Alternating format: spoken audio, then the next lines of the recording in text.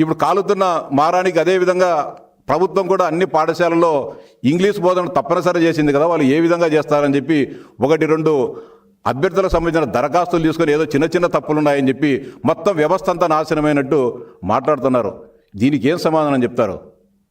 స్పష్టంగా జీవో కూడా ఇవ్వడం జరిగింది ఆ రోజు.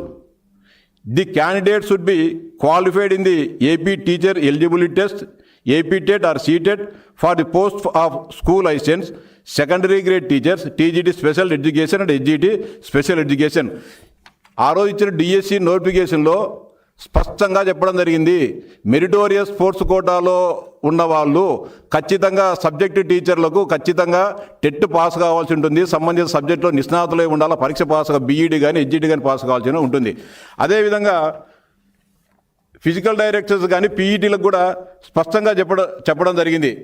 In respect of the post related to physical education and sports training such as physical education teachers, coaches, the recruitment requirement of essential qualification like BPED, diploma in coaching, etc. will be temporarily relaxed for appointment under sports quota. The temporary relaxation is intended to strengthen the sports education and training in such institutions by the meritorious sports persons. However, such selected candidates appointed under sports quota shall acquire the required qualification within a period not exceeding 5 years from the date of appointment of such post. Only drill masters గా ఉద్యోగం పొందే వారికి BPEd కానీ లేకపోతే PED training అవసరం లేదు, వారికి relaxation ఇస్తున్నాం. వారు అపాయింట్మెంట్ అయిన 5 సంవత్సరాల లోపల సంబంధిత ట్రైనింగ్ను పూర్తి చేయాల్సి ఉంటుంది. డ్రిల్ మాస్టర్ పీఈడీలకు ఈ ఫిజికల్ డైరెక్టర్స్కు టెట్ రాయాల్సిన అవసరం లేదు. గతంలో కూడా మనం చూసాం, 15-20 సంవత్సరాల క్రితం ఎస్సీ ఎస్టీలకు సంబంధించిన ఉద్యోగార్థులు అందుబాటులో లేనప్పుడు ఇంటర్మీడియట్ పాస్ అయిన వారికి కూడా ఆ పోస్టులు ఇచ్చేసి తర్వాత 4-5 సంవత్సరాల సమయం ఇచ్చి వారిని ఆ టీచర్ ట్రైనింగ్ పూర్తి చేయమని చెప్పి చెప్పడం జరిగింది. ఆ విధంగా కూడా అనేక సంవత్సరాలుగా ఈ ఆంధ్రప్రదేశ్లో ప్రాక్టీస్ ఉండడం జరిగింది. స్కూల్ అసిస్టెంట్స్ కానీ హెచ్జిటీల విషయంలో స్పష్టంగా ప్రభుత్వం నిర్దేశించడం జరిగింది. టెట్ పాస్ కావాలి, సంబంధిత సబ్జెక్టులో నిష్ణాతులైన వారికి ఇస్తామని చెప్పి స్పష్టంగా చెప్పినప్పటికీ అవాస్తవాలు ప్రచారం చేస్తూ తెలుగుదేశం పార్టీ కార్యకర్తలకో లేకుంటే వారికి కావాల్సిన వారికో డబ్బులు చేతులు మారి అనవసరమైన అభ్యర్థులకు ఇవ్వడం జరిగిందని చెప్పడం ఎంతవరకు అన్యాయం? ఇది తప్పేమో చూపించండి. ఇది తప్పు. ఎక్కడైనా సరే మెరిటోరియస్ స్పోర్ట్స్ కోటాలో ఫిజికల్ డైరెక్టర్స్ ఉద్యోగాలకు కాకుండా మిగతా స్కూల్ అసిస్టెంట్స్ కానీ హెచ్జిటీలకు ఎక్కడైనా టెట్ పాస్ కాకోకుండా ఉద్యోగం ఇప్పించినట్లు చూపిస్తే మేము రాజీనామా చేసేదానికి కానీ సిద్ధంగా ఉన్నాం. వైఎస్ఆర్సీపీ నాయకులకు సూటిగా సవాల్ చేస్తానా, మీరు ఈ సవాలుకు సిద్ధమైతే రండి, మేము వస్తాం.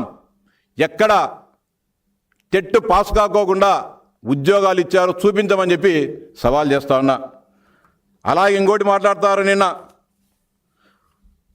కూనా రవికుమార్ గారు సాఫ్ట్వేర్ ప్రెసిడెంట్గా ఉన్నారు, ఆయన ఉన్నాడు, ఆయన 38 పోస్టులు సాఫ్ట్వేర్కి ఇచ్చారని. అదేవిధంగా విశాఖ పార్లమెంట్ సభ్యులు భరత్ గారు జూడో ప్రెసిడెంట్గా ఉన్నారు, ఆయన ఉండేటప్పుడు 39 ఇచ్చారు. అదేదో బ్యాడ్మింటన్ అంట, దాంట్లో 48 ఇచ్చారు. బ్యాడ్మింటన్ అనేది నువ్వు నేను పుట్టకముందు, ఈ దేశానికి స్వాతంత్రం రాకముందు నుంచి ఆట ఉంది ప్రపంచవ్యాప్తంగా, బ్యాడ్మింటన్. అదో ఏందో ఈ సందర్భంగా ఆ పెద్ద మనుషులకు స్పష్టంగా చెప్తా ఉన్నా, కూనా రవికుమార్ గారు 2026 సంవత్సరం జనవరిలో సాఫ్ట్వేర్ గుండు కొట్టించి మీరు ఎక్కడికి రమ్మంటే ఎక్కడికి వచ్చి క్షమాపణ చెప్తాం. అంటే నోరు ఉంది కదా అని చెప్పి ఇష్టానుసారంగా మాట్లాడితే సహించాం. కూనా రవికుమార్ గారు 38 మందికి సాఫ్ట్వేర్ సర్టిఫికేట్లు ఇచ్చి ఉద్యోగాలు ఇప్పించినాడా? చూపిస్తారా మీరు? ఒక్క సర్టిఫికేట్ చూపించండి. భరత్ గారు జూడో ప్రెసిడెంట్గా ఉన్నారా? ఒక్కటి చూపించండి, ఛాలెంజ్ చేస్తూ ఉన్నాం. ఇంకా చెప్తా, మీరిచ్చిన ఉద్యోగాలలో ఇప్పుడు వచ్చిన ఉద్యోగాలలో సాఫ్ట్వేర్కి సంబంధించి ఎప్పుడు ఇచ్చారు? 2000 ఒక అబ్బాయి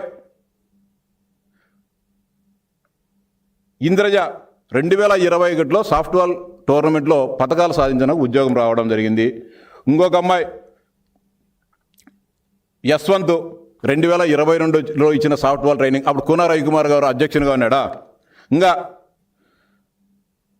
షేక్ హఫీజ్ 2012లో కాంగ్రెస్ పార్టీ ఈ రాష్ట్రంలో ఉమ్మడి ఆంధ్రప్రదేశ్ రాష్ట్రంలో అధికారంలో ఉన్నప్పుడు ఇవ్వడం జరిగింది. ఇంకొక ఆయన వల్లూరమ్మ 2008లో మీ తండ్రి గారు ఈ ఉమ్మడి ఆంధ్రప్రదేశ్ రాష్ట్రానికి ముఖ్యమంత్రిగా ఉన్నప్పుడు సాఫ్ట్బాల్ క్రీడాకారిణిగా పథకాలు సాధించని చెప్పి ఇవ్వడం జరిగింది ఉద్యోగాలు. ఇంత వాస్తవాలు పెట్టుకొని, ఇంత సత్యాలు పెట్టుకొని, ఇంత మన కళ్ళకు కట్టినట్టు సత్యాలు ఉంటే అవాస్తవాలు మాట్లాడడం ఎంతవరకు సమంజసం అని చెప్పి ఈ రాష్ట్ర ప్రజలందరూ కూడా గమనించాలని చెప్పి సవినయంగా విజ్ఞప్తి చేస్తున్నా. ఇంకా మీరు సచివాలయ ఉద్యోగాలు ఇచ్చినారు. మీరేదో చెప్తున్నారు, మొన్న జాతీయ అంతర్జాతీయ స్థాయిలో ఉన్న క్రీడాకారులకు కొంతమందికి ఉద్యోగాలు రాలేదు అని చెప్పి మీరు సచివాలయ ఉద్యోగాలు ఇచ్చారు. ఒక ఆయనకి ఇచ్చారు, ఏఎన్ఎం వాడు హెల్త్ సెక్రటరీ, ఒక అమ్మాయికి గుజ్జలపూడి గ్లోరీ వాలీబాల్ ఇచ్చారు. ఏమిచ్చారు? హెచ్జిఎఫ్ అంటే school games federation inter district volleyball టోర్నమెంట్లో వచ్చిందని చెప్పి మీరు ఉద్యోగం ఇవ్వడం జరిగింది. ఏంది ఇది?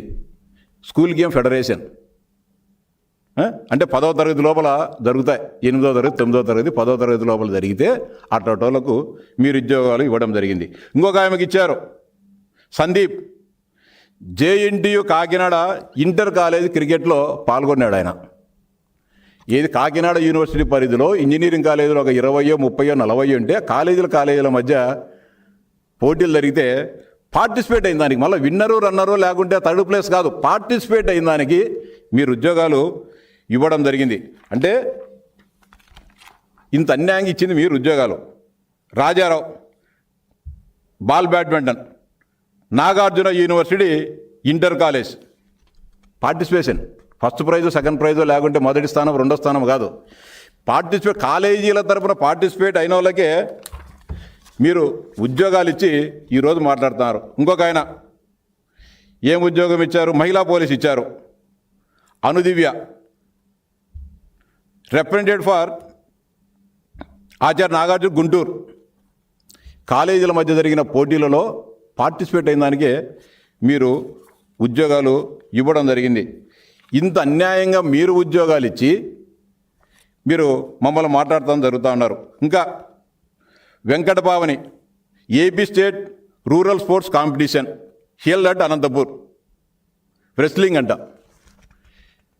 మీరు సర్టిఫికేట్ తయారు చేసి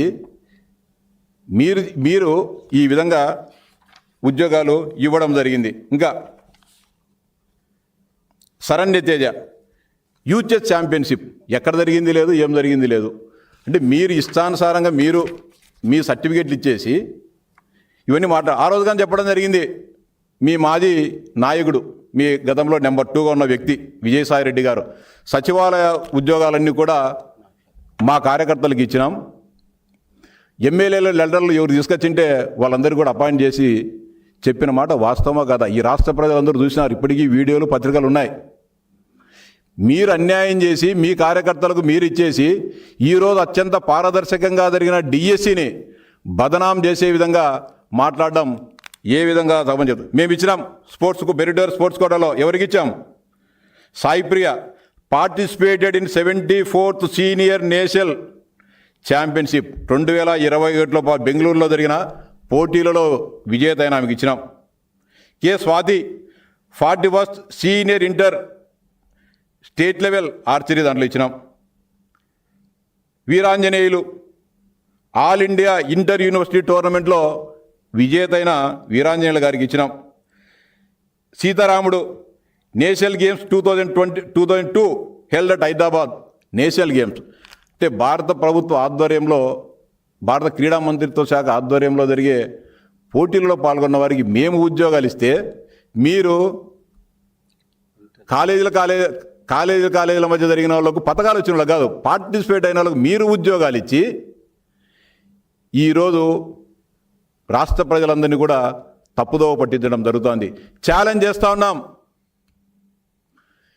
తెలుగుదేశం గతంలో కూడా స్పష్టంగా చెప్పాం, 382 మందికి మెరిటోరియస్ స్పోర్ట్స్ కోటాలో ఉద్యోగాలు ఇస్తే ఎవరు ముఖ్యమంత్రిగా ఉన్న కాలంలో ఈ సర్టిఫికెట్లు వచ్చాయో, అంటే ఆ ముఖ్యమంత్రులు లేకుంటే ఆ రాష్ట్ర ప్రభుత్వాలు ఇచ్చినాయని నేను చెప్పేది.